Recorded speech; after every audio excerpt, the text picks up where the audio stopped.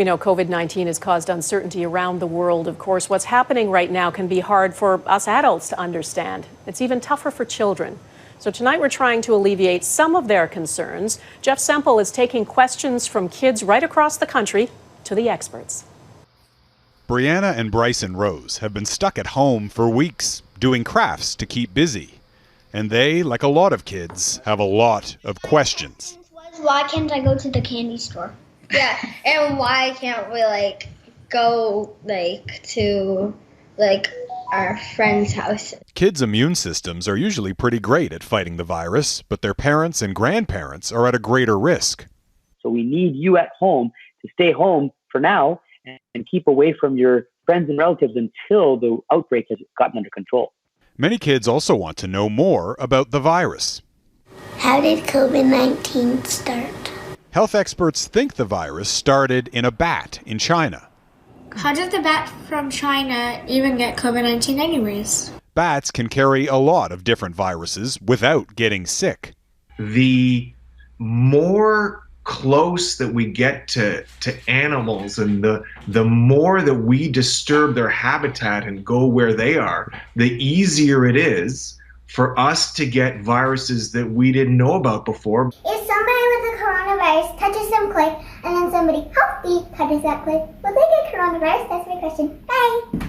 COVID-19 spreads through coughing and sneezing. It can survive on something like a plastic toy for up to 3 days. The virus doesn't jump, so it doesn't go from a toy into your nose. The only way it can get there is if you touch it and then touch your mouth and nose. And that's why washing your hands and not touching your mouth and nose is so important. Is there any way to find out if I've already been infected with COVID-19 and recovered and not even known it? Doctors in Toronto have actually just developed a blood test to determine if you've had the virus. Those people are not likely to get infected again. And for everyone else, Brianna and Bryson have a message. What does that say? Stay safe. Jeff Semple, Global News, Toronto. Mental health is a big issue for so many people right now. There's so much fear and uncertainty and anxiety. We don't know when things will return to normal. Today, Canada's health minister had some reassuring words for Canadians. This is a time for us to pull together as Canadians. We can all call those people that we know are struggling, or maybe even those that we're not thinking are struggling, to say that we're thinking of them. Always good to reach out as we're all apart but together. Mike Drolet looks at the research tracking Canada's state of mind. With spring in the air, life is getting ready to blossom in Toronto's High Park. Every year, thousands gather to take in the sights and smells of the flowering trees. But in our new COVID-19 world, anybody who shows up will be met with the yellow jackets of bylaw officers enforcing physical distancing. And that not only stinks, it's starting to stress us out. I guess my anxiety is triggered when I feel out of control in a situation, or when I feel like I can't plan or organize my life. And that's exactly what's happening with the coronavirus. I have no idea what the long-term plan is, even what the short-term plan is. It's that anxiety researchers at Wilfrid Laurier University are trying to measure during this pandemic.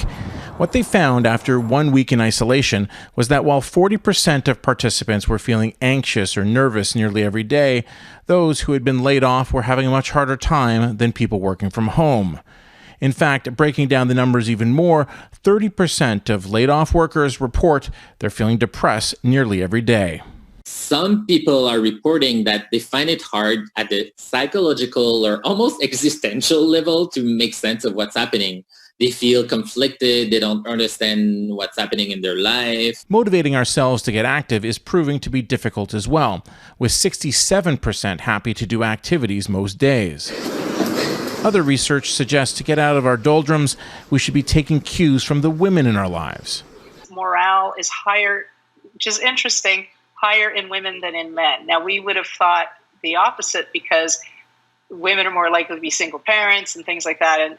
But we are seeing, perhaps because women tend to have better social networks or what have you. With so much uncertainty in the future, connecting with others will be important in the weeks and months to come. Mike Drolet, Global News, Toronto. We will continue to consult with experts and try to answer your questions. You can send them to yourquestions@globalnews.ca. And on our website, you'll find a special page dedicated entirely to COVID-19. That's at globalnews.ca/coronavirus.